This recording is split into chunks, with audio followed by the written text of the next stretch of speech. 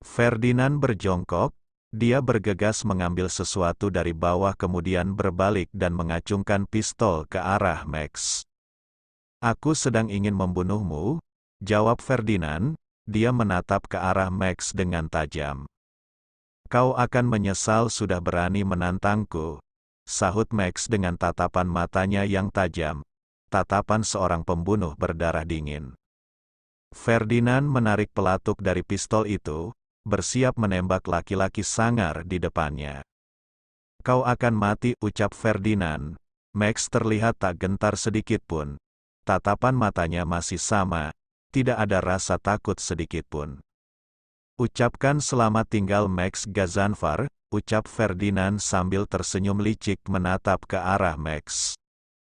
Dia menarik dengan kuat pelatuk pistol itu. Dor. Terdengar bunyi peluru melesat. Namun Max masih terdiam di tempat tanpa luka sedikit pun. Justru Ferdinand yang melesat hingga ke pohon, dia tersudutkan di batang pohon besar, di atas bahunya menancap belati yang tajam. "Ternyata kau ada di sini Ferdinand," ucap Diandra. Dia berjalan menghampiri keduanya. Diandra berdiri di samping Max. "Nona, kupikir siapa? Dan Nona sudah tahu namaku," sahut Ferdinand. "Tahu, tadi kedua anak buahku mencarimu. Katanya kau sedang sakit," jawab Diandra. Max hanya diam menatap tajam laki-laki di depannya. "Iya, aku sedang sakit. Itu sebabnya aku berusaha turun untuk mencari obatku yang tertinggal di lereng," jawab Ferdinand. "Apa obatmu berbentuk pistol?" tanya Diandra.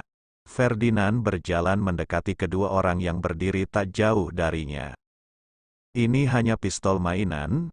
Setiap pelatuknya ditarik akan mengeluarkan bunyi seperti suara tembakan," jawab Ferdinand.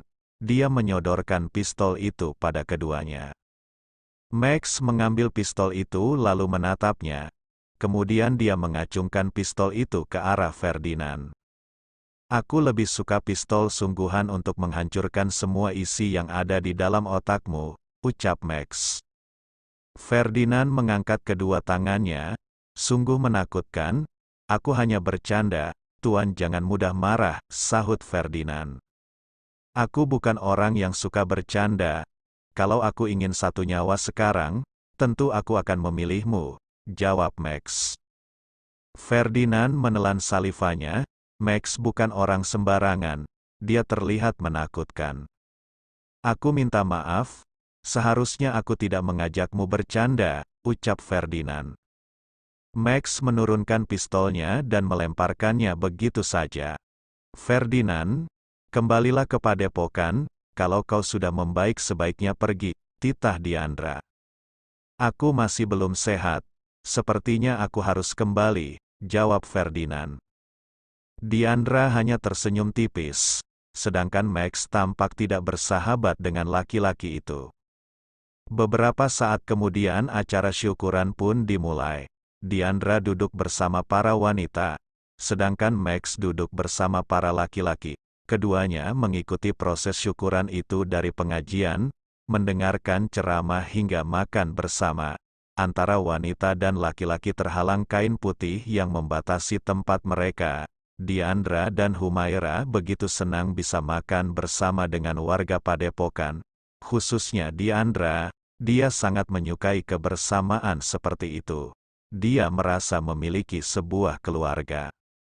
Di tempat yang berbeda, Kiai Abdullah sedang duduk di teras menunggu imam datang. Umi Fatimah membawa nampan berisi kopi dan pisang rebus untuk suaminya. Dia meletakkannya di atas meja lalu duduk di kursi. "Bi, memangnya mau kemana?" tanya Umi Fatimah. "Ada undangan dari pejabat yang menikahkan anaknya," jawab Kiai Abdullah. "Oh, kenapa gak ngajak Umi?" tanya Umi Fatimah. "Umi kan sedang kurang enak badan. Abi ingin Umi istirahat, biar imam yang menemaniku ke sana," jawab Kiai Abdullah. Umi Fatimah mengangguk. "Bi, apa akhir pekan ini kita pergi ke padepokan saja?" tanya Umi Fatimah. "Tidak Mi, biarkan Humaira menjalani masa hukumannya sampai selesai," jawab Kiai Abdullah. Umi Fatimah membuang nafas gusarnya. Tapi Umi rindu Bi. Anak kita kan cuma 2. Satunya di luar negeri dan sekarang Humaira jauh di sana. Ucap Umi Fatimah, dia merindukan anak-anaknya. Rumah itu tampak sepi tanpa mereka meski banyak santri di sana. Ada Diandra, ajak dia menginap di sini, ucap Kiai Abdullah. Nomor telepon Diandra gak aktif Bi. Sudah beberapa hari ini gak ada kabar. Umi khawatir takut Max. Umi Fatimah ragu mengatakannya. Astagfirullah, jangan suzon dulu Mi. Abi lihat Max mulai berubah. Semoga ke depan lebih baik lagi dan mencintai Diandra sebagai istrinya, sahut Kiai Abdullah. Amin, jawab Umi Fatimah. Kiai Abdullah mengambil kopi yang dibuatkan Umi Fatimah lalu meneguknya sampai setengahnya. Bi, sebenarnya Abi bertemu dengan Diandra di mana? Pasti bukan di panti asuhan kan Bi? Tanya Umi Fatimah. Kiai Abdullah terbatuk mendengar pertanyaan istrinya. Dia memang tidak memberikan penjelasan apapun saat membawa Diandra ke pesantren. Hanya meminta Umi Fatimah merawatnya dan menganggap Diandra anaknya sendiri. Yang jelas seperti yang Abi katakan, Diandra itu sebatang kara, sudah seharusnya kita merawatnya dan menyayanginya, ucap Kiai Abdullah. Iya Bi, jawab Umi Fatimah. Kiai Abdullah meletakkan cangkir kopinya di atas meja. Assalamualaikum, sapa Imam.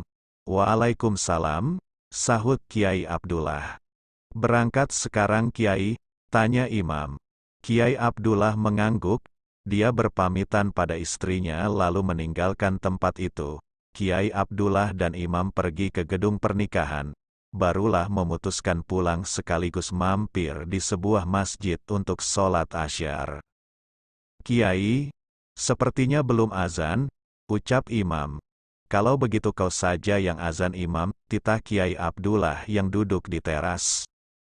Allahu Akbar. Allahu Akbar.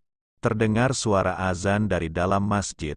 Membuat Kiai Abdullah tercengang mendengar suara merdu orang yang mengumandangkan azan. Dia terdiam dan menikmati suara azan yang begitu menyentuh relung jiwanya. Begitupun Imam, dia juga mendengarkan dengan seksama sampai azan itu selesai dikumandangkan. Masya Allah Pak Kiai, merdu sekali, ucap Imam. Iya, aku jadi penasaran dengan orang yang menjadi muazinnya, sahut Kiai Abdullah. Imam mengangguk. Kemudian mereka berdua bangun dan berwudu di tempat wudu laki-laki, barulah masuk ke dalam masjid. Mereka melihat seorang laki-laki muda mengenakan surban, dan pakaian lengkap seorang muslim yang baik. Wibawanya terpancar dari wajahnya. Dia sedang mengaji sambil menunggu waktu sholat usai melaksanakan sholat sunnah. Bacaannya fasih dan merdu, membuat Kiai Abdullah semakin kagum padanya. Pak Kiai, panggil Imam. Dia menghampiri Kiai Abdullah yang masih diam di tempat. Siapa namanya Imam? Tanya Kiai Abdullah penasaran. Biar nanti saya tanyakan Pak Kiai. Jawab Imam. Kiai Abdullah mengangguk. Dia sudah terpana sejak pandangan pertama. Laki-laki bersorban itu membuatnya ingin jauh lebih mengenalnya. Singkat cerita, malam harinya Diandra dan Max berduaan di dekat perapian seperti malam sebelumnya. Max tidak bisa jauh-jauh dari istrinya. Diandra hanya mengenakan pakaian santai yang pendek, rambutnya tergerai indah, membuat Max semakin kepanasan. Dia bolak-balik menggoda istrinya. Sayang, malam ini cocok untuk membuatmu memiliki Max Junior, ucap Max. Diandra tersenyum. Kenapa buru-buru? Apa kau tidak ingin mengobrol sebentar?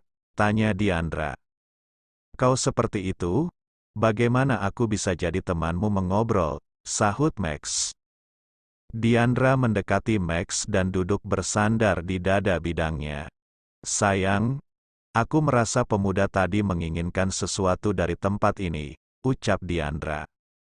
Apa kau ingin aku melenyapkannya? Tanya Max. Sebenarnya dia sudah gemas dari tadi. Kalau bukan karena janjinya pada Diandra, sudah pasti Max lenyapkan sejak tadi.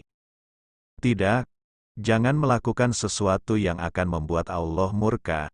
Kita harus memohon ampunannya, bukan menambah dosa lagi sayang, jawab Diandra. Kata-kata manismu membuatku ragu mencincang orang itu, sahut Max.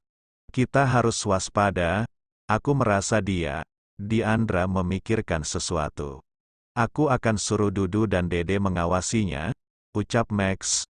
Dia juga memikirkan hal yang sama dengan istrinya. Jangan, mereka hanya akan menambah masalah. Kalau orang itu tidak berbahaya, tapi kalau dia berbahaya, kedua anak buahmu hanya akan jadi makanan segar untuknya, jawab Diandra. Benar juga, anak buahku itu lebih cocok di bagian logistik atau badut di acara ulang tahun, sahut Max. Diandra tertawa kecil mendengarnya, perutnya sampai geli. Kau suka? Tanya Max lalu menciumi pipi Diandra dengan lembut. Alhamdulillah, ada kebahagiaan kecil di antara kita sejak anak buahmu gabung jadi tim kita, jawab Diandra. Mereka hanya pemanis atau micin biar sayurnya enak, sahut Max. Dia belum pernah menyuruh anak buahnya mengemban misi berbahaya. Mereka hanya seksi cuci piring dan kebersihan, tugas paling sulit memandikan singa. Diandra tertawa kecil mendengarnya. Lalu Max menciumnya, menikmati manisnya madu yang disuguhkan Diandra, membuat kepemilikannya semakin mendalam. Wajah cantik itu membuat panasnya perapian semakin membara. Kini Diandra berada dalam sangkar emas yang diukir indah Max, sehingga dia hanya bisa menurut dan menerima semuanya. Cinta membuat candu kedua insan yang baru mencicipi indahnya pernikahan, dalam layar yang berkibar di lautan dalam. Tep-tep, terdengar suara langkah kaki seseorang mengenakan baju serba hitam dan penutup wajah berjalan di antara rumah-rumah warga. Orang itu berjalan keluar dari padepokan. Diandra hanya tersenyum sambil mengintip dari jendela. Siapa sayang? Tanya Max yang sedang merapikan baju atasnya. Hanya kucing hitam yang lewat, jawab Diandra. Apa harus Leo yang mengurus kucing itu? Tanya Max. Kalau dia lolos mungkin besok masih hidup, jawab Diandra. Max tersenyum licik, kemudian Diandra menghampiri Max. Aku ngantuk. Bolehkah aku tidur? Tanya Diandra. Sebenarnya, jawab Max. Sepertinya aku harus tidur sayang. Besok siang kan kita mau pulang.